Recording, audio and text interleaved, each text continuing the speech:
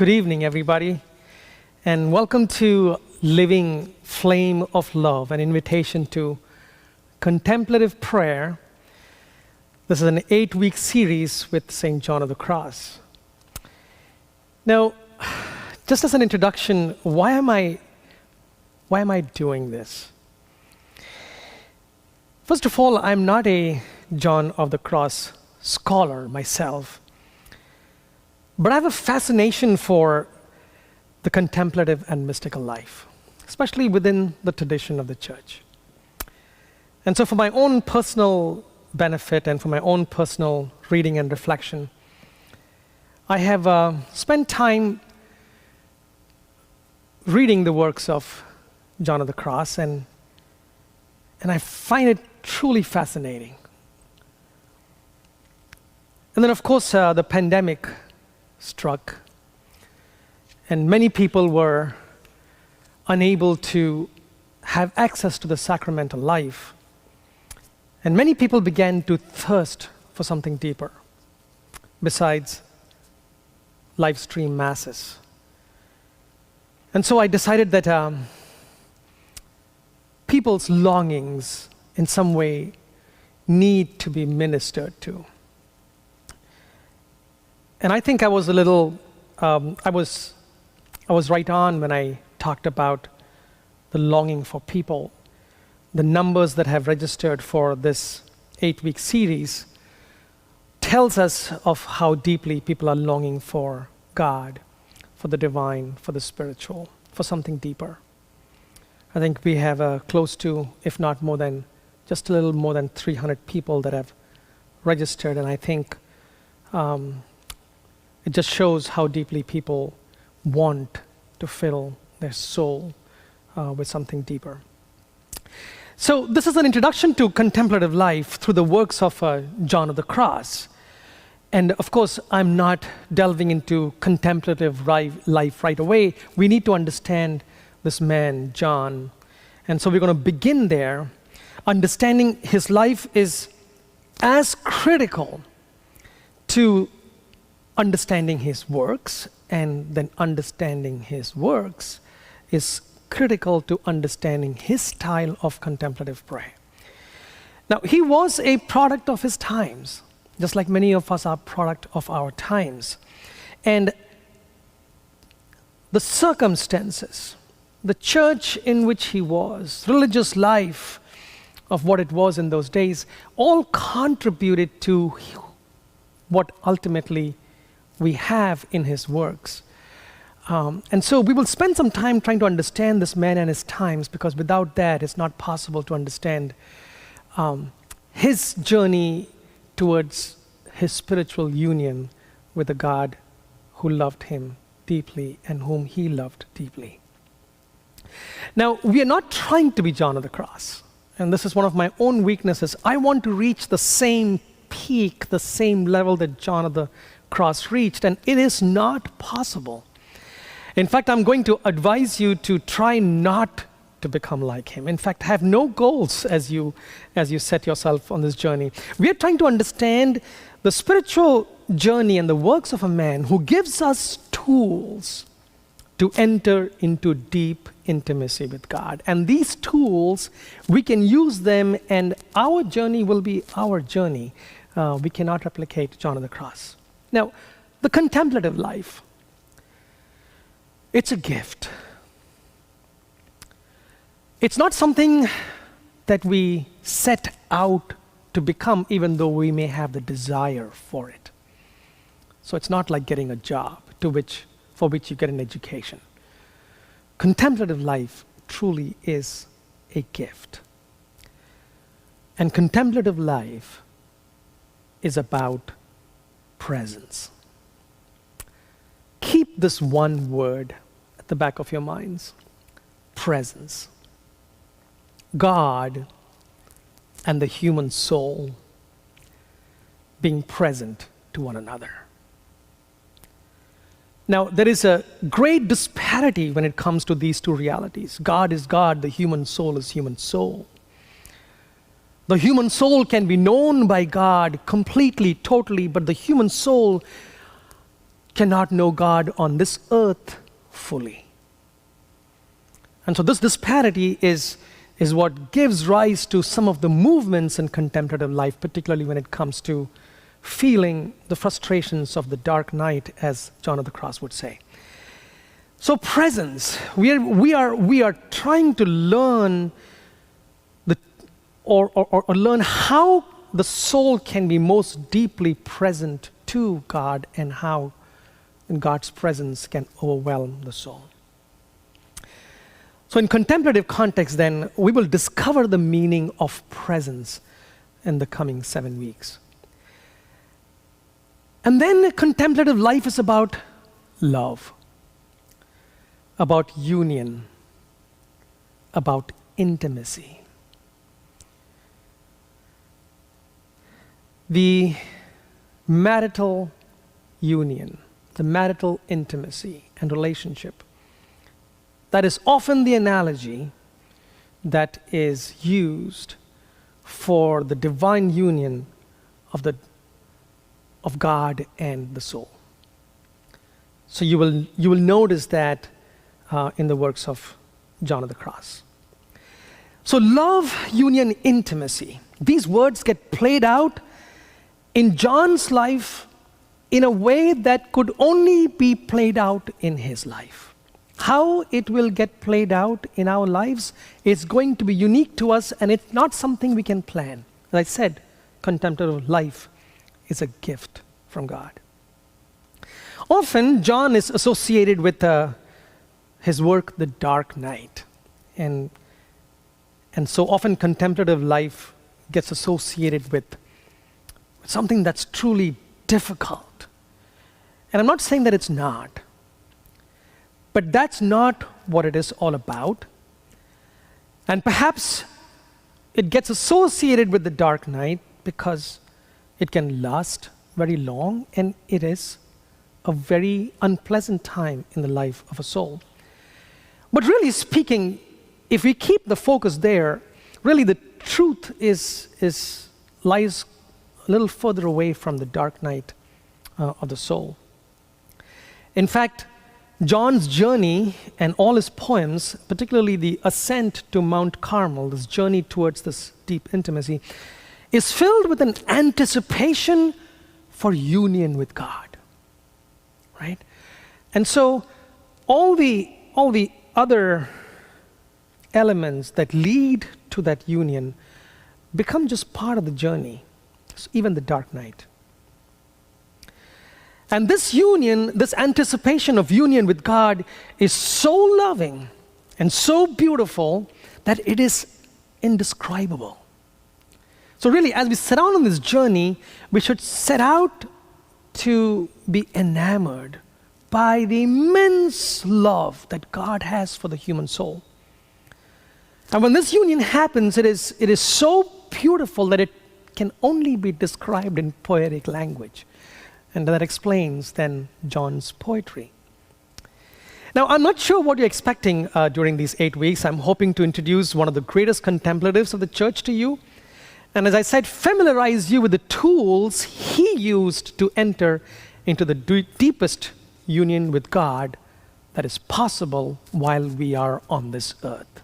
And of course, someday we will stand before God face to face. So John of the Cross, this is what he writes about contemplative life. He says, he compares contemplative life to the traits of a solitary bird. And he says there are 5 traits of a solitary bird. First, it seeks the highest place. Second, it withstands no company. Third, it holds its beak in the air. Fourth, it has no definite color. And fifth, it sings sweetly. And these traits must be possessed by the contemplative soul. It means rising above passing things, paying no more heed to them than if they did not exist. And we will see that sense of of detachment in John of the Cross. It must likewise be so fond of silence and solitude that it does not tolerate the company of another creature. Now, having said that, you might wonder, is that even possible for you at home? Having said that, we want you to know that John of the Cross lived a very active life, even though he was a contemplative. So he was not locked up in a cell all his life, although we'll come to the times that he was locked up in a cell.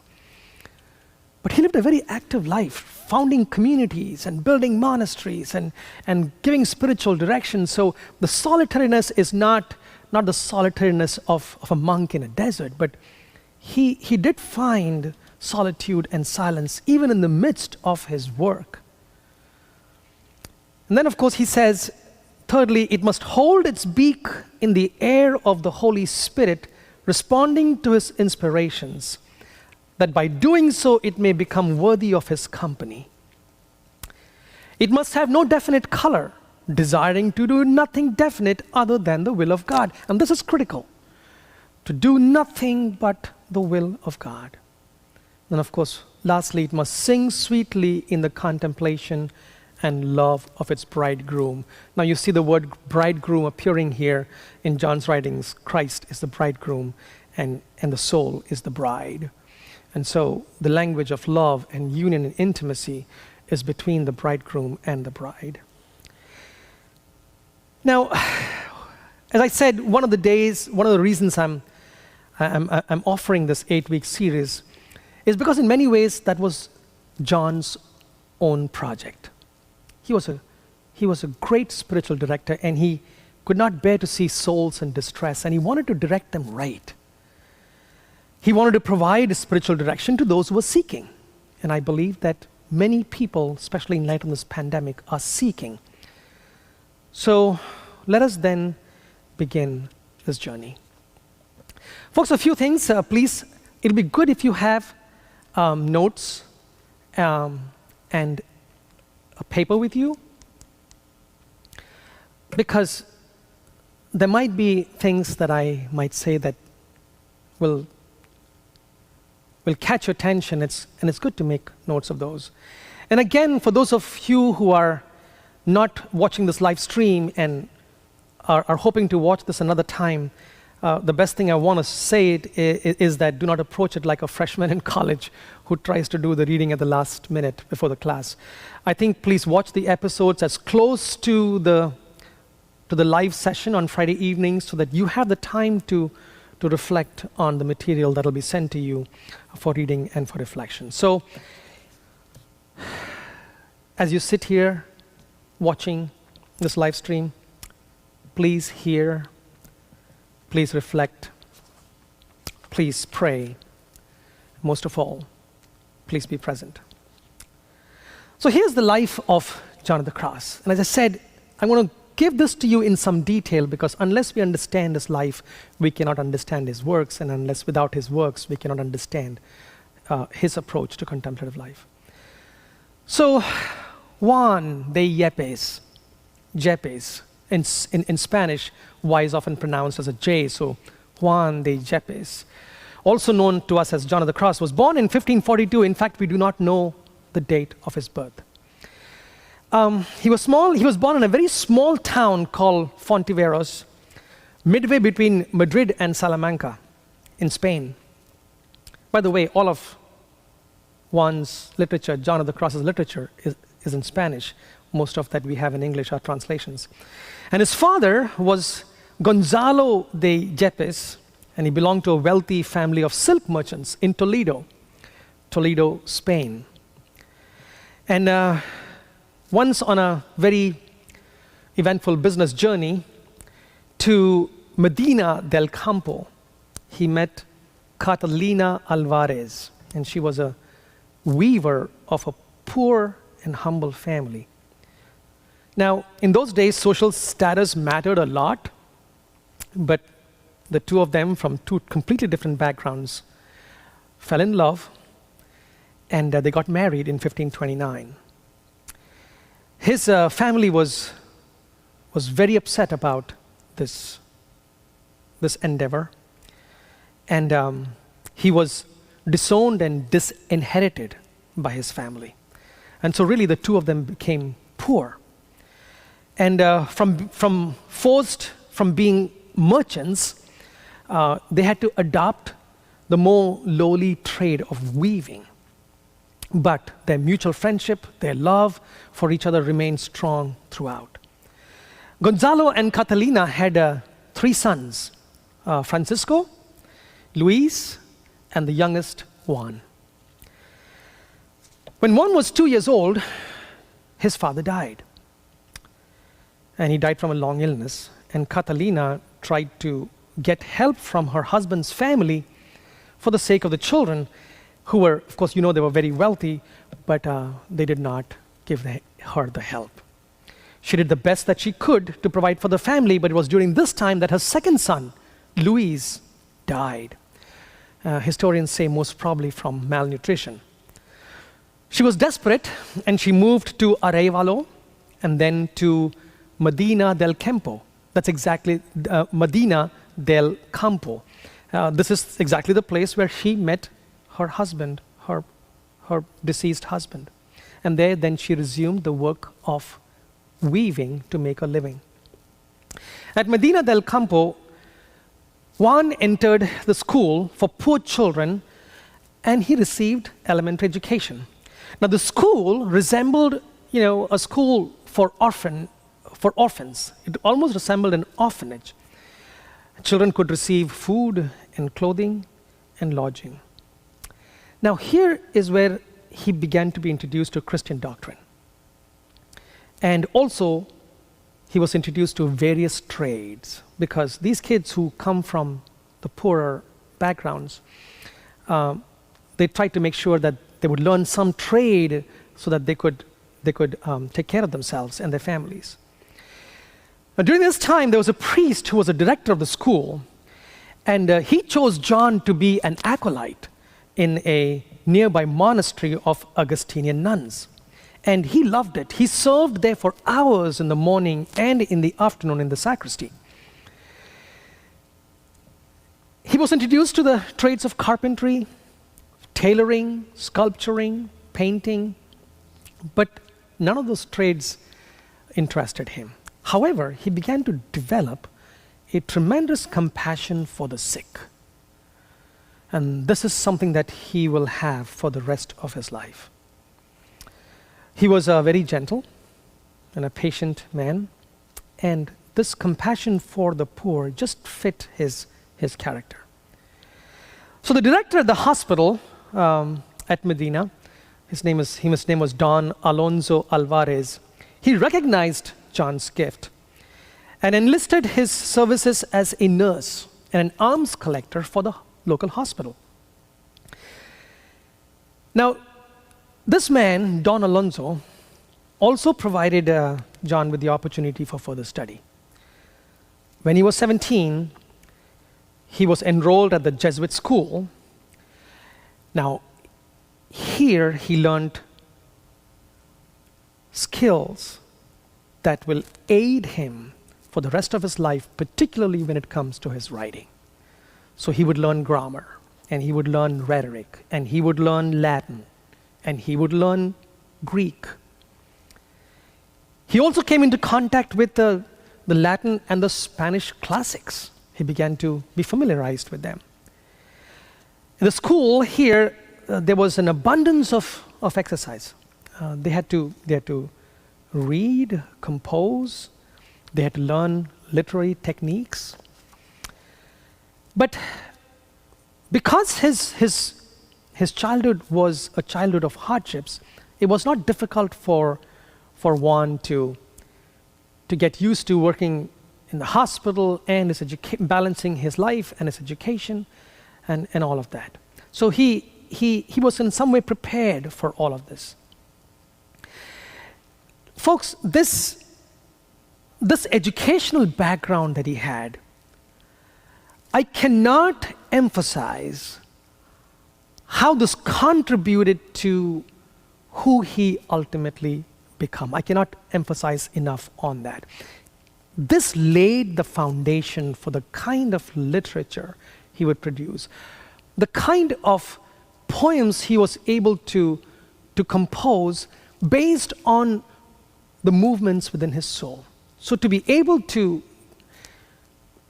be in touch with the divine deep within his soul, and then to be able to express that in poetry, and then write commentaries about the poetry, the poems that he wrote, all that he received the foundation at this time. Now, when he finished his studies, Don Alonso said to him if he would like to be ordained a priest. Now, of course, he had a choice. He had to think about his mother and his brother, maybe work to get them out of poverty. But he decided to give the priesthood a try. Now, remember, he was in a Jesuit school, and the Jesuits had an eye on him. They wanted to enroll him to the priesthood. But to everybody's surprise, in 1563, he entered the Carmelite novitiate in Medina. Now, perhaps what guided this decision could have been the contemplative spirit of the Carmelites. The Carmelites also had a great devotion to Mary, and so probably all these things contributed to him making the choice that he did. So when he joined the Carmelites, the name that he was given was John of St. Matthias, Brother John of St. Matthias. And there, of course, he was in the novitiate, studying their Carmelite rule and the order's ancient spirituality. All Carmelites had to get familiar with the book of the first monks. It's a Carmelite work on the spirit of the congregation, of the order. And almost everybody had to learn that. Now, I want to read for you something from the book of the first monks. And in some way, it'll introduce to the twofold movement of the contemplative spirit. Okay? So let's read this. This should appear on your screen as I read this for you. And you have also received an attachment with this text, so you can follow it on your printed copy at home as well. The book of the first monks, it says, the goal of this life is twofold. One part we acquire with the help of divine grace through our efforts and virtuous works. This is to offer God a pure heart, freedom from all stain of actual sin. When we do this, when we are perfect in charity, that is, hidden in the charity of which the wise man says, charity covers all sins. The reference is to here, Mount Carmel. And it's the place where God desired Elijah to advance when God had said to him, hide yourself by the brook of Cherith. This is in 1 Kings, chapter 17, verses 3 to 4. So the first part is the effort that the human soul makes to be pure, to be free of sin, so that the soul can get closer to God. The other part of this goal, the other part of the goal is this life that is granted us as the free gift of God. Remember I said contemplative life is really a gift. So the human soul makes movements towards God, but what comes back in return is pure gift. And what is this gift? Namely, to taste somewhat in the heart and to experience in the soul, not only after death, but even in this mortal life, the intensity of the divine presence and the sweetness of the glory of heaven. Right? So it's the soul, the human soul, which is made for God, having the deepest possible experience while we are alive on the face of the earth. This is to drink of the torrent of the love of God. God promised to Elijah in the words, you shall drink from the brook. It is in view of this double end that the monk ought to give himself to the eremitic and prophetic life. So every Carmelite had to get familiar with this twofold movement. So then, as a Carmelite, he arrived in Salamanca in 1564 for his studies in philosophy and theology. Like we do today as priests, we are all trained in philosophy and theology. And of course, he loved this intellectual life, and he was so good at it that even though he was a student, he was actually appointed the prefect of studies, what we would call today dean in a university. But there was something deep within John that was still not satisfied, or at least he found it very unsatisfying. It could be because in those days, education, it was about making a name, it was about fame, and to a great extent, it was the academics were obsessed with literature and sometimes with themselves. And so he began to have a kind of a crisis in his vocation, and he began to look towards the Carthusians, the contemplative Carthusians. Even though it was the contemplative life that made him not choose the Jesuits and come to the Carmelites, even as a Carmelite, he was looking for something deeper, and he thought that it could be fulfilled by joining the contemplative Carthusians.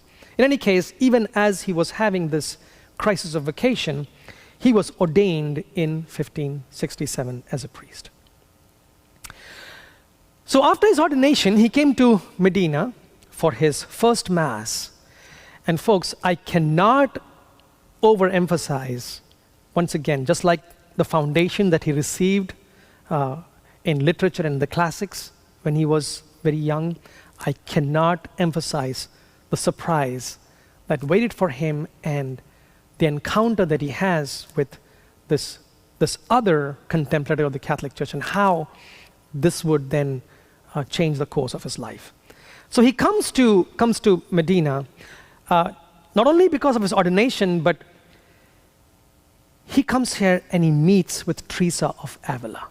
And you know, that's the other great contemplative who I'm fascinated with, and someday I may do an 8-week course on that as well. Now, she was in Medina for the foundation of her second community of nuns.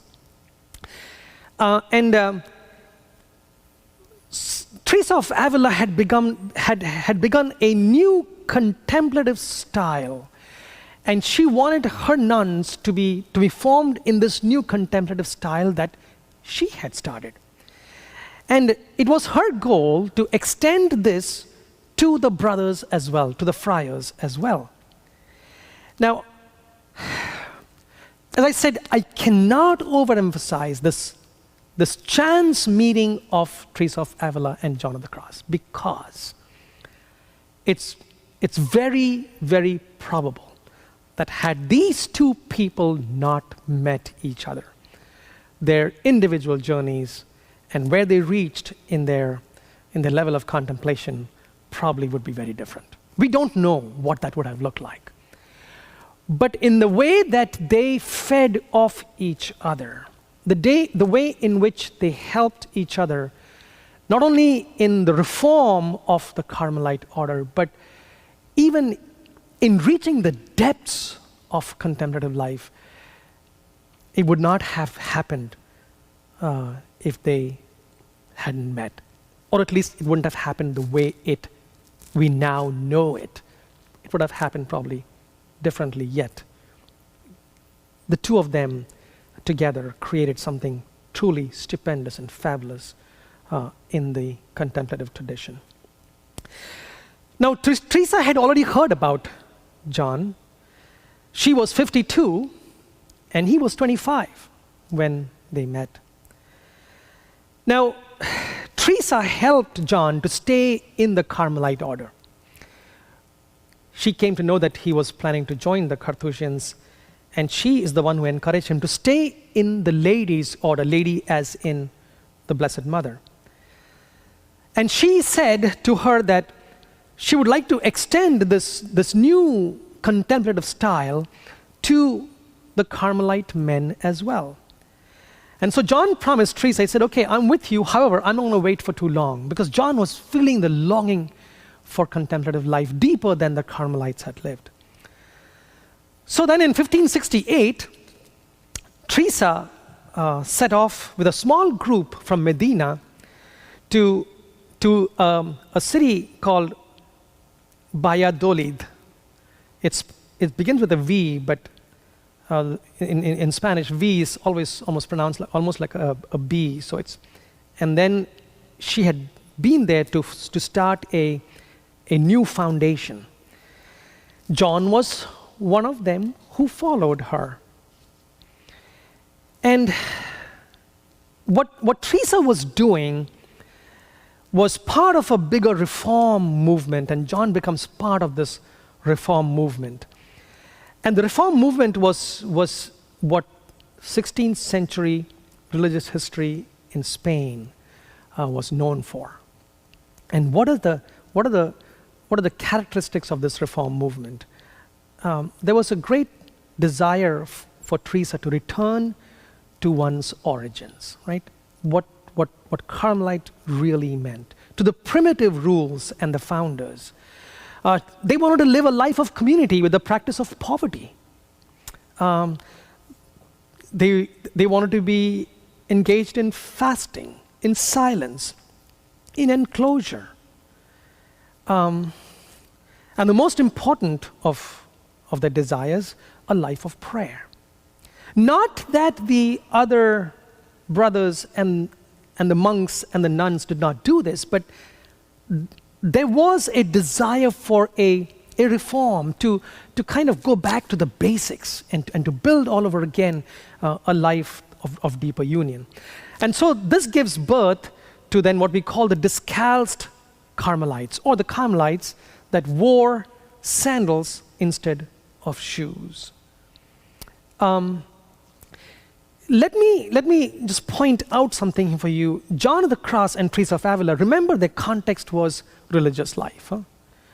And sometimes when we try to think of contemplation and in our active married life, I'm not saying it is not possible, but their context was religious life. They were steeped in the religious life, particularly as monks and as nuns. So Teresa and John, they placed a new emphasis on interior prayer. And that's different then from the long hours of prayer that the monks or the nuns would engage in as a community. I'm not saying that Teresa and John stopped that, but the emphasis became interior prayer. There was a movement in those times called recollection. Now, it was at this time that Teresa was introduced to the work of a Franciscan friar whose name was Francisco de Osuna. And he wrote 6 books. And each book is called an alphabet.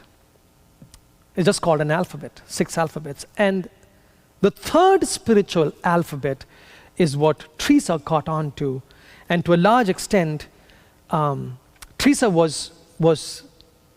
found this work to be at the foundation of her own movement towards interiority. And the 3rd spiritual alphabet taught about this practice of recollection. It was an imitation of Jesus Christ, who went alone into the desert to pray secretly. Right? Jesus would often pull himself away, go to the mountain, go to the desert, or go to a quiet place, and he would spend time in prayer.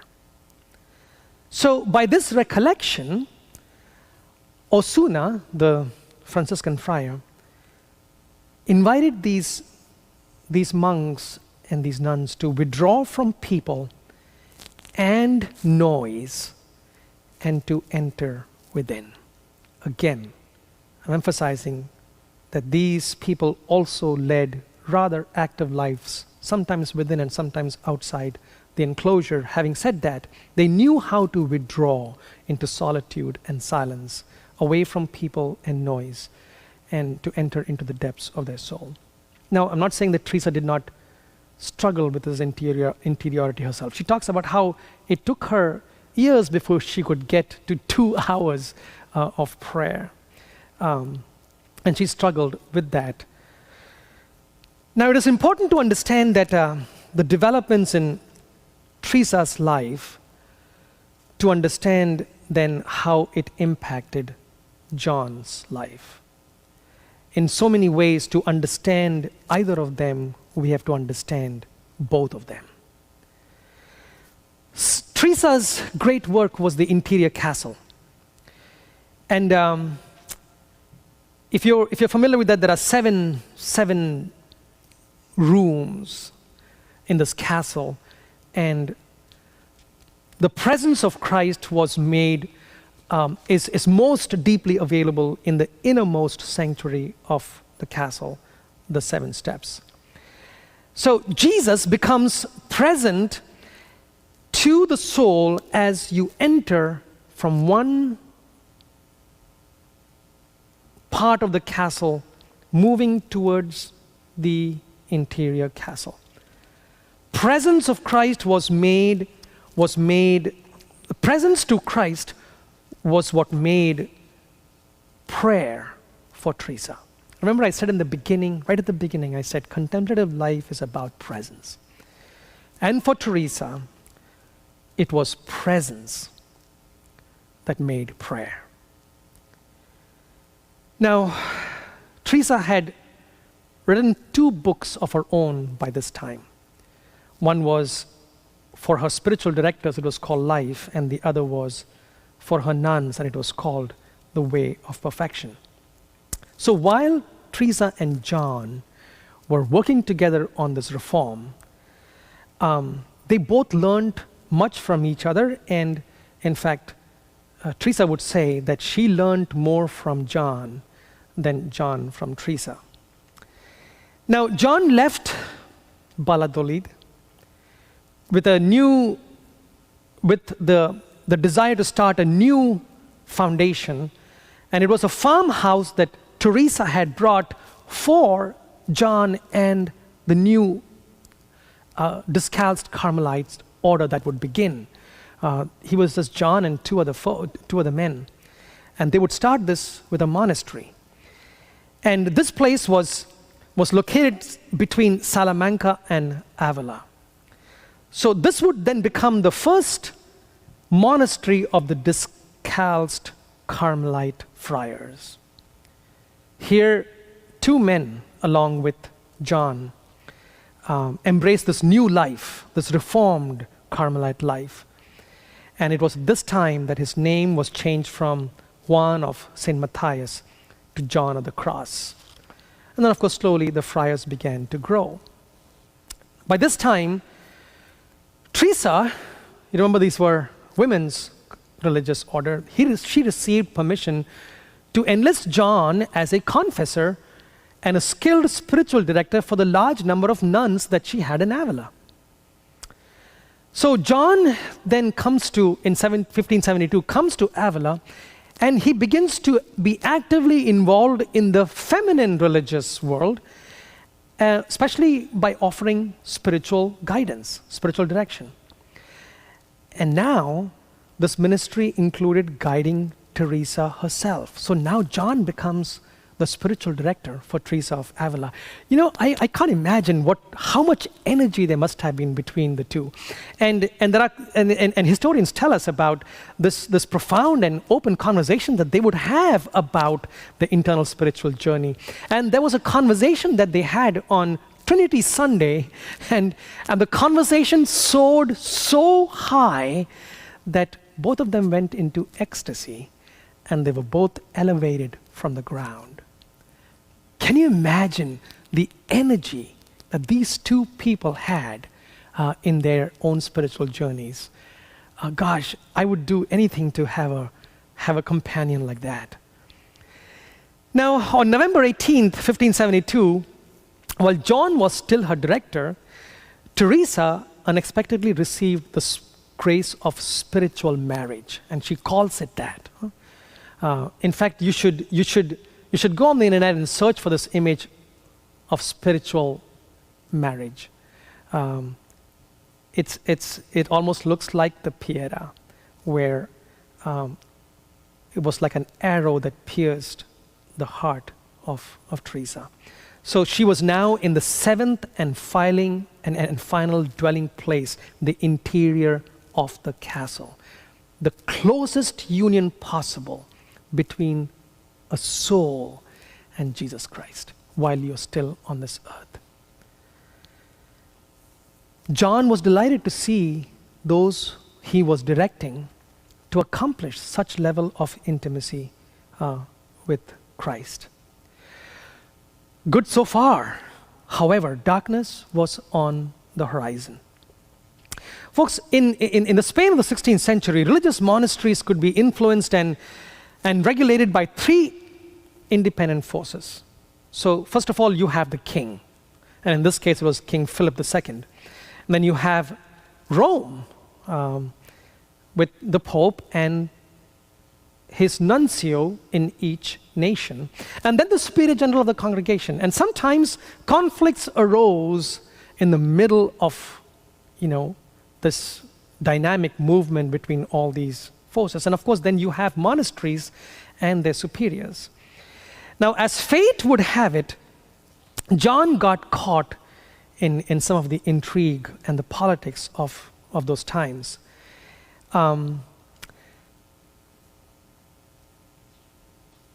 Remember that he belonged to the Calced Carmelites, and he then, along with Teresa, formed the Discalced Carmelites. The Calced Carmelites were not very happy about that. But John had the support of the papal nuncio. So as far as John is concerned, he's not doing anything illegal. He's doing everything legal because he had the support of the papal nuncio, whose name was Nicholas Ormanetto. Now, when he died, the nuncio died, John found himself without help.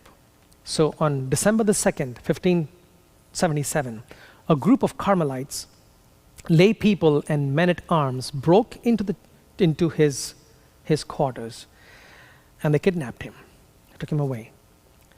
They handcuffed him, blindfolded him, and carted him and took him to a monastery in Toledo. So he was in Avila, and now he is in a monastery prison in Toledo. And he was accused of being rebellious and being stubbornly and willfully disobedient to authority. That was the crime he had committed. Now, he defended himself because as far as he's concerned, he was not at the monastery in Avila without permission, and he was there for legitimate reasons. However, he was rewarded the punishment of imprisonment according to the Carmelite constitution. So he was locked in prison first for 2 months, but at the end of the 2 months, for fear of escape, they moved him to an even more secure spot, a narrow room, dark. You might call this almost solitary confinement, without air or light. The only light that would come into the cell, and the cell was 6 feet by 10 feet. So a small cell, and the only light that would come was through whatever gap that was there in the ceiling. Now, Toledo could be very cold in the winter and very warm in the summer, so these were horrific times for him. The cold winter nights and the suffocating heat, he suffered it all. And to add to all of that, he was flogged. Often, he had to survive on bread and water. Sometimes he did not have change of clothing for months. He had lice. And he almost got to the verge of death. 3 evenings in a week, 3 times a week, he had to eat his meal kneeling on the floor while all the other monks would eat around him. And Again, many times it was bread and water.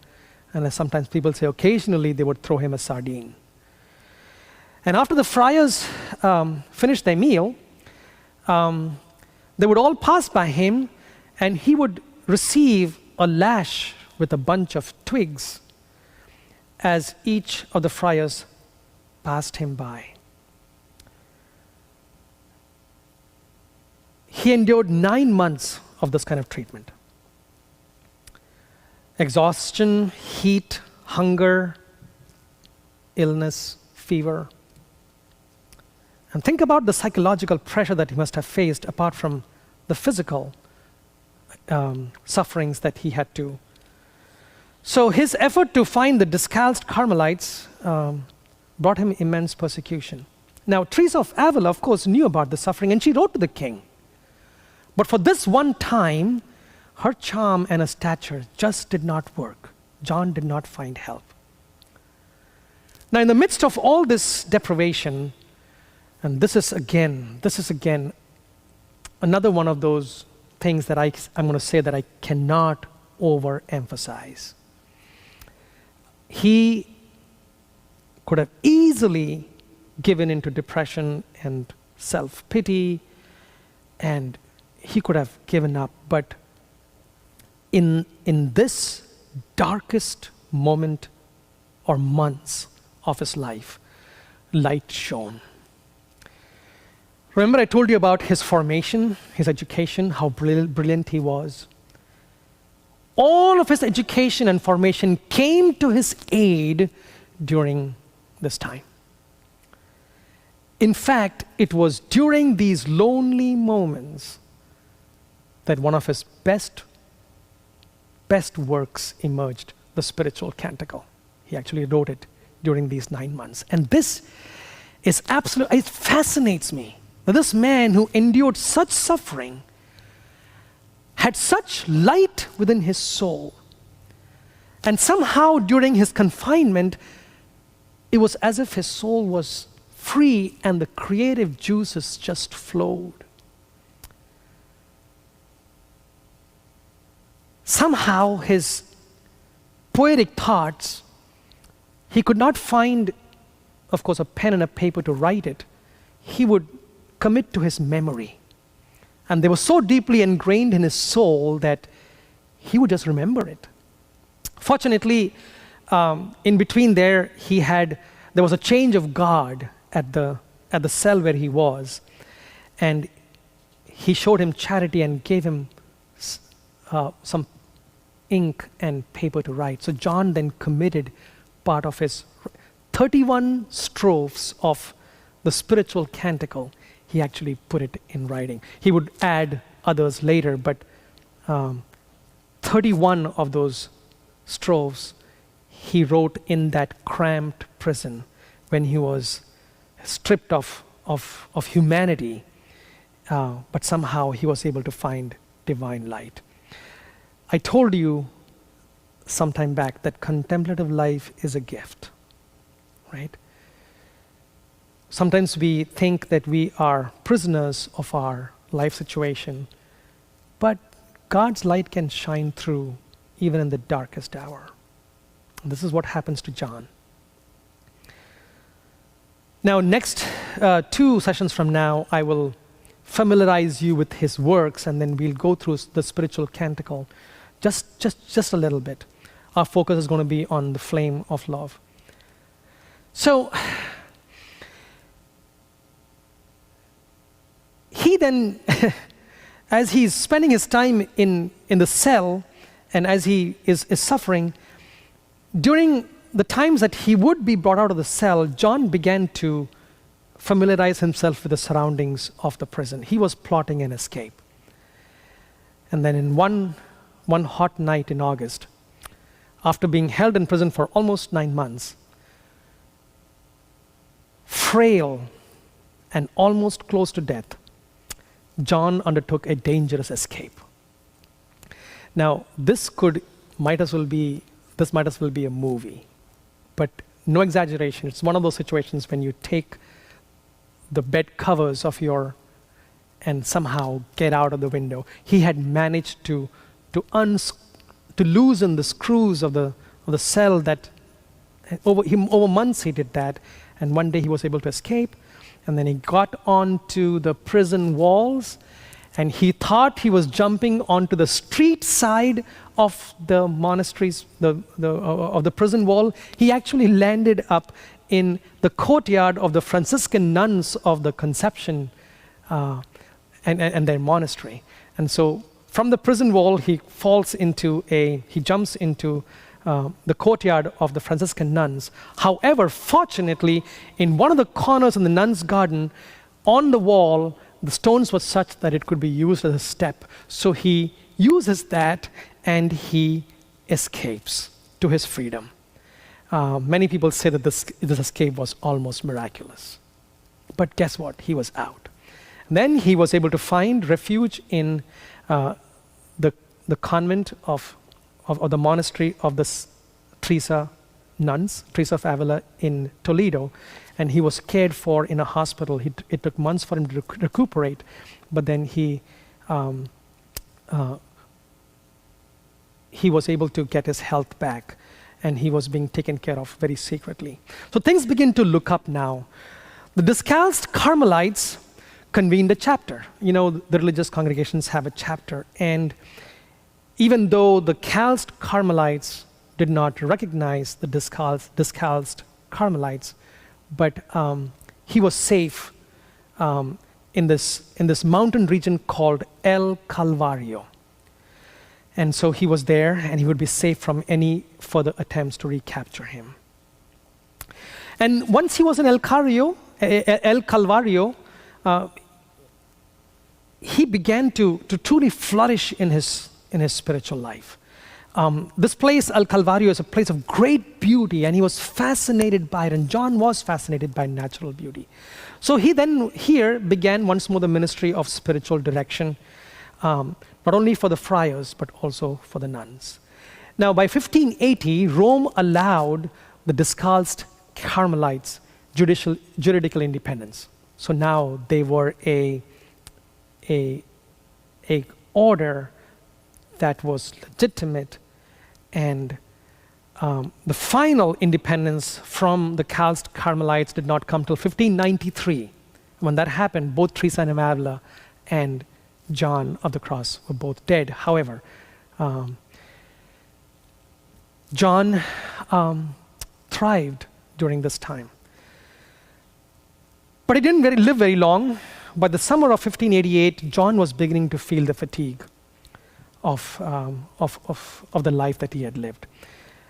This was when he was also writing, towards the later years of his life, the poem that we are going to reflect on, Living Flame of Love. And he brought this to a quick end. There are only 4 stanzas to the Living Flame of Love, and probably it would have been more, but he brought it to a conclusion.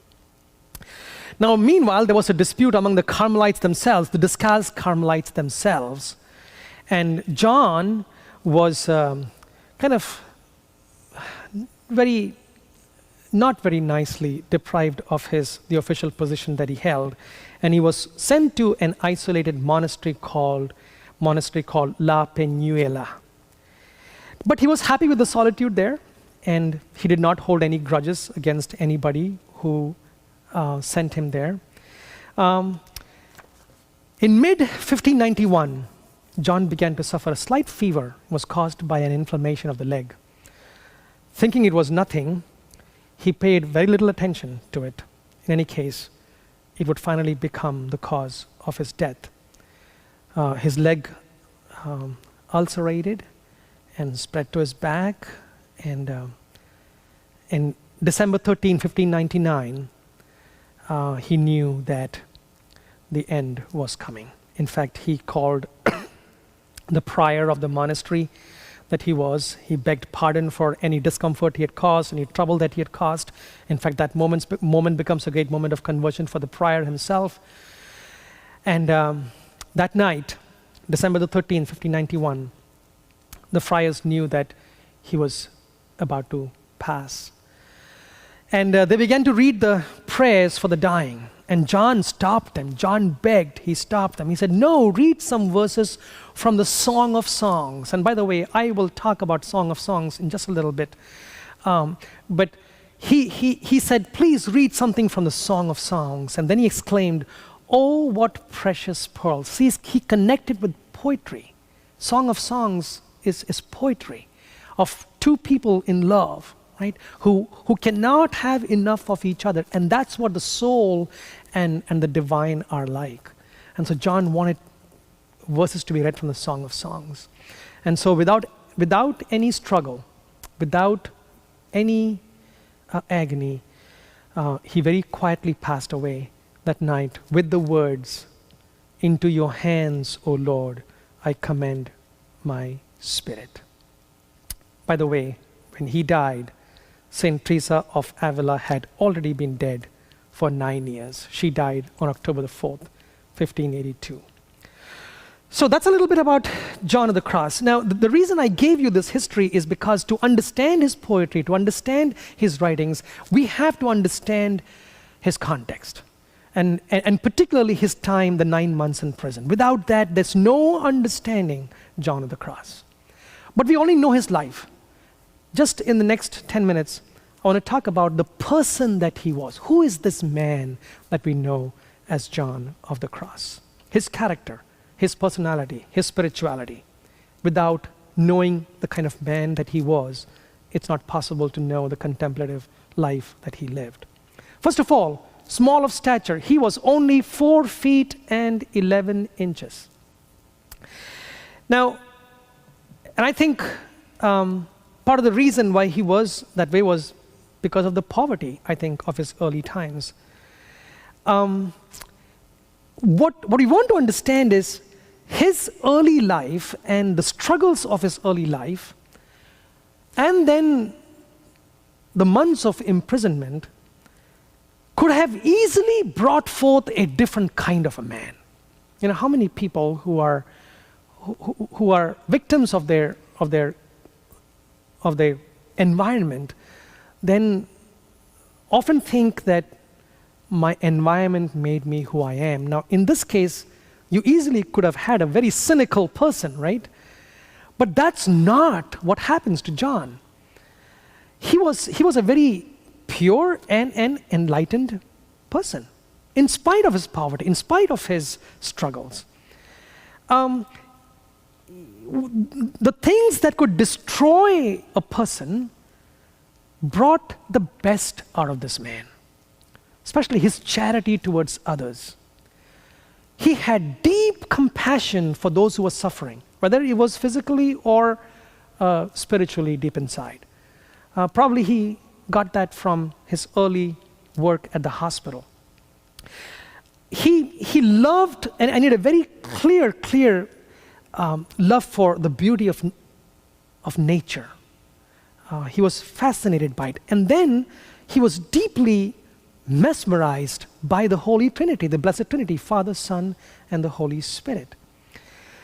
Having experienced poverty, he then becomes the kind of person who would always help the poor. And that's why I'm saying that this man was not just somebody who stayed within the 4 walls of a cell and spent all time. He found time for silence and solitude. So you have examples of how penitents would come to him and he would do everything for their spiritual good, but then he would actually help them, if they were poor, from the meager resources in the monastery. There was a time that he was entering the convent to do some ministry, and he saw a nun who was sweeping the floor barefooted, not because she was doing some penance, but because she had no shoes. And so, guess what? Immediately, he goes to the town. He looks for people who could give him some money. He brings the money and he gives it to the nun so that she could buy shoes for herself. In 1584, one of the towns where he was, Andalusia, experienced tremendous drought. And so many people were starving and were hungry. And he did everything to help the poor, providing them food. And when the rich people who were ashamed to come and beg came to him, he would help them secretly. so that they don't feel. So he was that concerned about not making people suffer. So he knew how the rich people felt about begging, and so he made sure that he provided food secretly to make sure that their dignity was not compromised. And so his compassion for the poor was also translated in his compassion for the sick. Whenever he visited a monastery, he would go and visit the Blessed Sacrament, and then he would visit the sick people before he conducted his affairs in the monastery. He had a keen sense to perceive sadness or depression in people. So it's not like psychology had so developed that we could find help for mental health issues or depression, but he would always cheer them up. He had a keen sense to understand sadness and depression in others, and he was known for cheering people up, making them laugh. So he was not the serious, morose man. He was a man of great humor as well. Whenever he, as a superior or a prior, whenever he was called, he had to call people into account, he did it very gently, without breaking their spirits. He would actually do it in a way that does not, again, discourage the person. He was always very consultative, and he never thought that he had the answer to all the problems. And in spite of his stature, in spite of his abilities, he never spared himself. In fact, when they were building monasteries, there are stories of him actually going into the quarry to get the stones and then bring it to the construction site to build monasteries. So he was a man who was intellectual, bright and brilliant, but really a hard worker who did not spare himself, but gave himself up in whatever way that was required. As a confessor too, he was very, very compassionate towards people. In fact, he used to say, the holier the confessor, the less fear one should have of him. His care for the souls. Now, in his spiritual direction of others, John focused on communion with God in faith, hope, and love. These are the three theological virtues, right? And so very often we think of John and associate him with the dark night of the soul.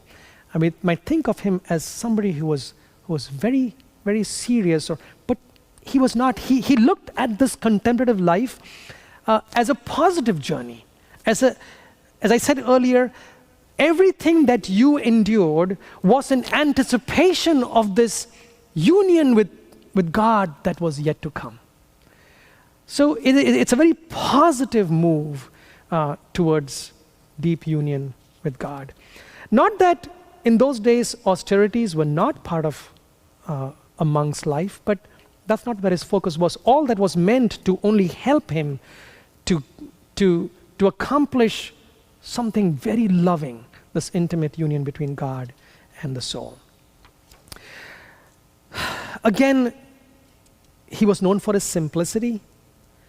Even though he was greatly educated and greatly respected, he just participated in every activity of the monastery.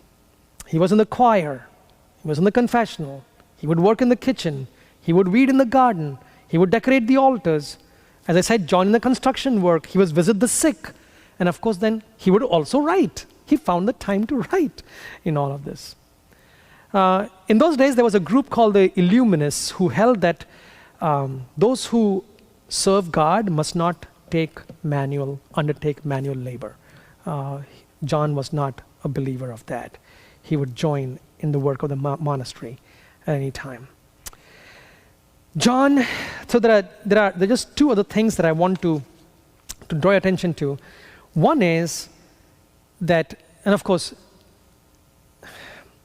it's not possible otherwise in a monastery in those days, but John's experience of God was deeply rooted in the life of the church. And folks, this is something that I want to say today. Sometimes we have deeply spiritual people, and it's their journey, and I respect that. Deeply spiritual people, but whose life as Christians and as Catholics is detached from the life of the church. And sometimes we say it's because of how the church is, and we think about the child abuse crisis, we think about the scandals, we think about people leaving the church, and sometimes we think that the best place to be right now is not the church. Now think about the struggles that John had within the monastery and within the church. I mean, he was in prison for 9 months. But he never considered himself as not belonging to the life of the church. Yes, the church always has problems and issues. But John's approach to contemplative life is not independent of the life of the church. It's rooted in the church and the sacraments and the liturgy. And this is something that, again, that I want to emphasize.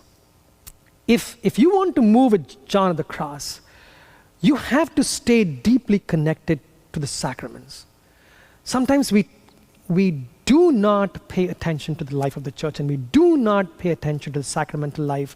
Mass is something that we can dispense with, and sometimes we do that to take care of the interior selves, and that is not John of the Cross. The liturgical feasts and the seasons, he was possessed by it.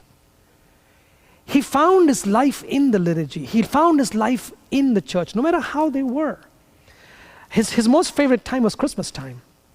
And one Christmas, he saw the statue of the infant Jesus lying on a cushion, and he cried out, "Lord, if love is to slay me, the hour has now come."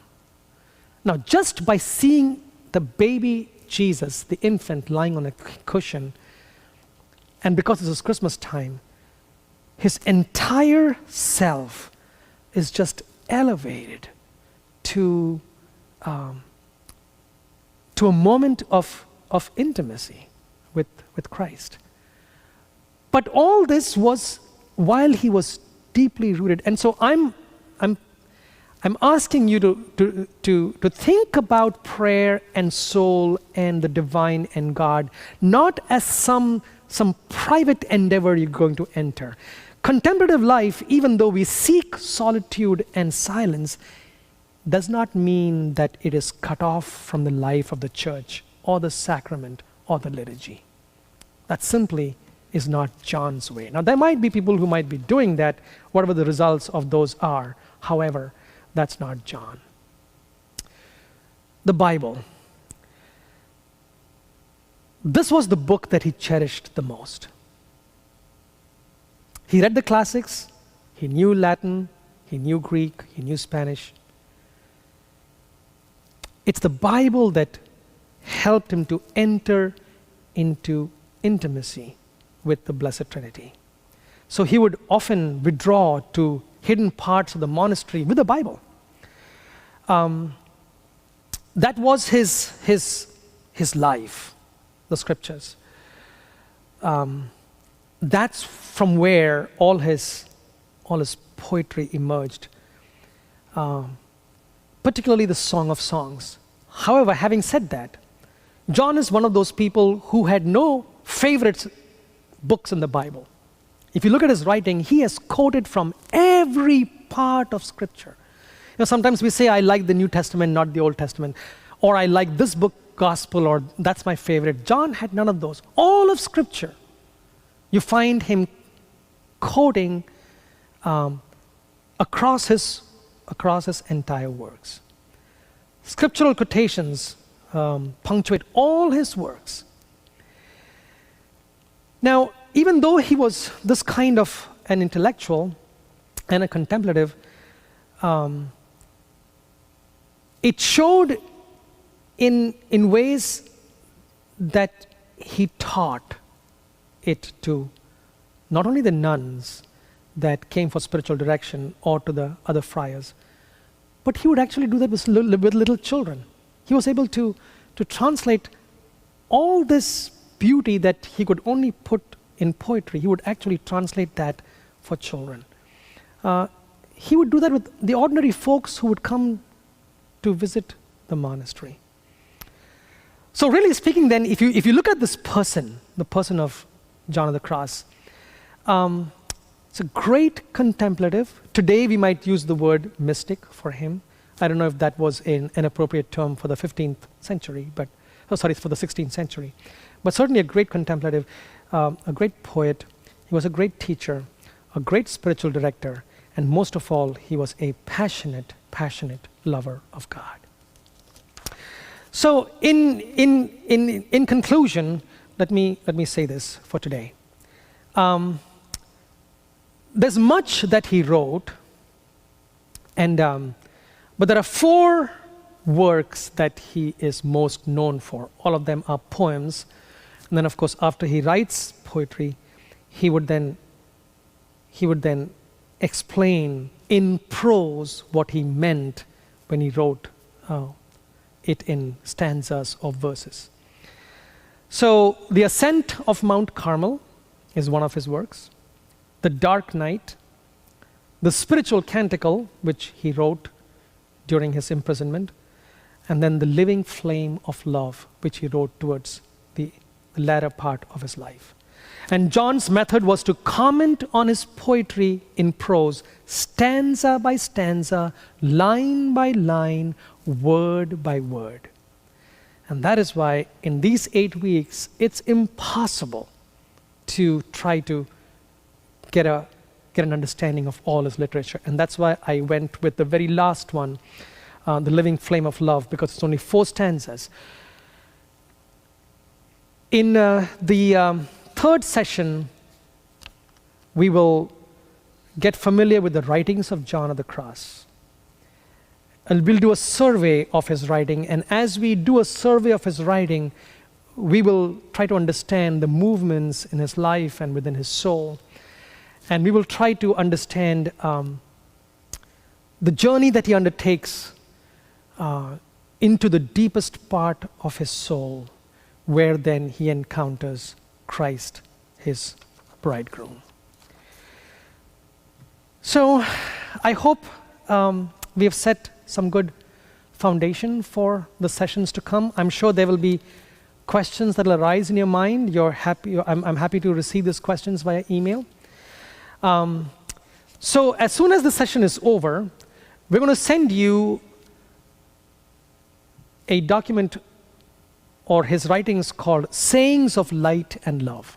And what is this? This is just sayings he would write on a piece of paper. And he would give it to his spiritual directee. And so all these little sayings that he had, it has been collected into a concise work. And so we'll be sending that to you. I'm going to ask you to print it out. Don't just keep it on your computer. I want you to print it out. And there are about 175 of these sayings of light and love. And I'm not saying that you have to read all the 75 before the next session. However, glance through it at the beginning of the day. And I would like you to see if any of those speaks to you, any of them speak to you. And they speak to you, I would like you to write it down on a piece of paper and then carry it with you throughout the entire day.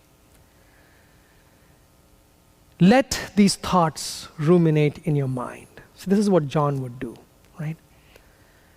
Let whatever the saying is or sayings that you take, let it speak to you.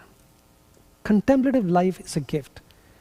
It'll speak to you in ways that you may not imagine or plan. I want you to also, as a little homework, plan a little time for solitude and silence over the next 8 weeks. In other words, in this coming week, can you determine a time and a space where you can have some silence and solitude? I think it's very critical. It's very important to be able to do that. I'm not asking you for a long amount of time. Just in the beginning, right, these weeks, start planning when you might be a best time for you to be in solitude and in silence. But then, starting next week, 15 minutes, that you can just be present to God. You're not planning anything. I'm not saying that you must read this and reflect on. This is not Lectio Divina at this moment. At this point, just for you to be present to God and to allow God to be present to you. We haven't even entered the depths yet.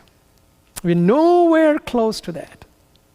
We're just at the place where we can simply be present.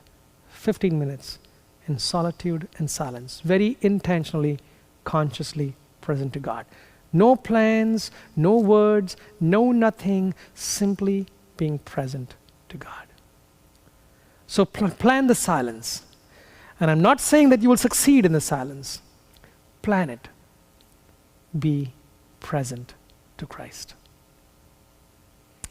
We'll see you next Friday at 7 o'clock. I think what I wanted to do end with was just a few verses from the spiritual canticle. You have that with you, your printed copies. And just to get a taste of his poetry. Now, there are about 40 verses, 40 stanzas to this poem, and I've just printed 6 of them for you. Stanzas 1, 2, and 3, and then 32, 36, 38. And the reason I printed these out to you is because of that twofold movement that I spoke about in the life of a Carmelite monk. Remember the time when you are making a move towards God, and the latter part where God is revealing God's love for you. So here are the verses. Let's just read it, and then we'll call it a good night. Where have you hidden, beloved, and left me mourning? You fled like the stag after wounding me. I went out calling, but you were gone. So this is the soul speaking to God. Shepherds, you who go up through the sheepfolds to the hill, if by chance you see him I love most, tell him I am sick, I suffer, and I die. Seeking my love, I will head for the mountains and the watersides. I will not gather flowers, nor fear wild beasts. I will go beyond strong men and frontiers. So this is the movement of the soul towards God. And you can see that if he wrote this during the dark times in the prison cell, this is the moment where he completely feels abandoned and dark. But light shines, right? So you have verse 32. This is when the soul is in the presence, and the presence of the divine is clear to the soul. When you looked at me, your eyes imprinted your grace in me. For this you loved me ardently, and thus my eyes deserved to adore what they beheld in you. Let us rejoice, beloved, and let go forth to behold ourselves in your beauty, to the mountain and to the hill, to where the pure waters flow, and further, deep into the thicket. There you will show me what my soul has been seeking, and then you will give me, you, my life, will give me there what you gave me on that other day. John would take each one of these stanzas, each one of the lines, each word, and then write prose about it. We'll try to grapple with some of that in the weeks to come. Have a good night. God bless you all.